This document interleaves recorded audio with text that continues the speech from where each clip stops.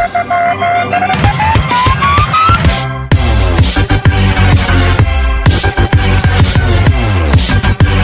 friends, welcome back to my channel. Those who are new, welcome to my channel. Today's class, our third South Indian dynasty is Gangas. Their rule starts from 350 CE and ends from 1004 CE. The rise and fall of this dynasty of Ganga rules is constitute the important chapter in the early history of our Karnataka. The founder of Ganga's dynasty was claimed their descent from the Ikshavaku dynasty. They ruled from Kuvalala, Talakadu and Punyapura, today's Mahani, Nilamangala, Bengaluru rural districts. Now let us move on. Gangavadi kingdom which began with the rule of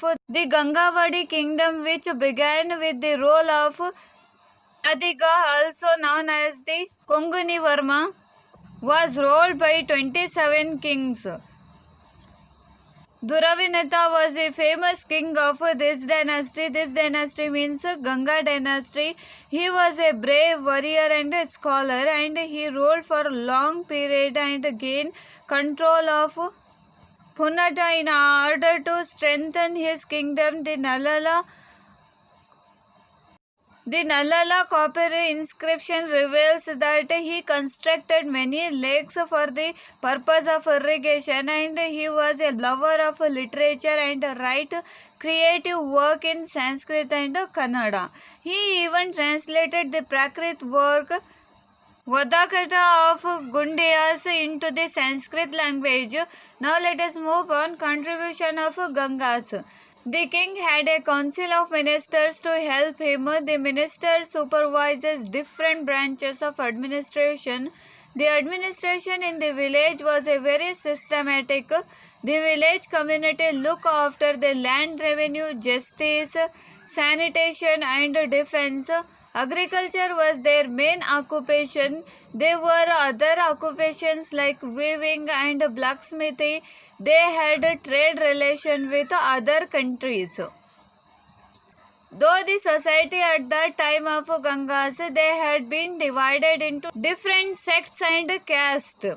They were also independent. The practice of a patriarchal undivided family was common in that time. In that time means Ganga's period. The social values like honesty, loyalty, bravery and patience were the prominent among them. Them means the people of Ganga's dynasty. Chaityalayas, temples, mathas and agraharas were the center of education. On that time we see the education were more developed. The educational centers were Chaityalayas, temples, mathas and agraharas are there. There were the Brahmapuris and Ghatikas for the higher education. Talakadu, Belgola, Bankapur and Peruru have been named as a center of learning on that time. Now let us move on.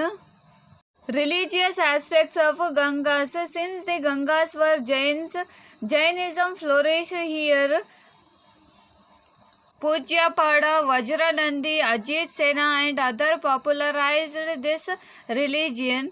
Further, they installed a 58-foot monolithic idols of Gomteshwara at Shravanabelgola and made it is a famous center. You must have heard about that Mahamastaka Bhishaka of Gomteshwara, why it takes place once in every 12 years, even today also. Now let us move on. Art and architecture of Gangas. The Gangas king encourages art and architecture in their own era. They built beautiful temples. For example, the Kapileshwara temple at Mane, Pataleshwara and Murleshwara temple at Talakad, Kolaramma temple at Kolar, Nagareshwara temple at Begur. The statue of Gomteshwara at Shravanabelgola, it is a great example for the architecture of Gangas. The significant contribution of the Gangas has been the tall pillar called Manastambhas and Brahma Manastambhas. Those are all about the art and architecture of Gangas. Now let us move on the literature of the Gangas. Gangas kings were the lover of literature, and due to the encouragement to the Sanskrit, Prakrit and Kannada language, many works were written in those languages. Madhava II wrote the commentary on the Dattaka Sutra. Dhuravinita wrote Sanskrit work called Shabdavatra and translated Gunadhyas Padakathe into Sanskrit. Shri Purusha wrote Gaja Shastra and Shiva Madhava wrote Gajasthaka, a Kannada work. Poet called Himasena wrote Raghava Pandya. Vadiba Simha wrote Gadya Chintamani and Chintamani, whereas Nimichandra wrote Sara Samagraha and Chamundaraya wrote Chavunda Purana and became famous. Those are all the literary works of Ganga dynasty.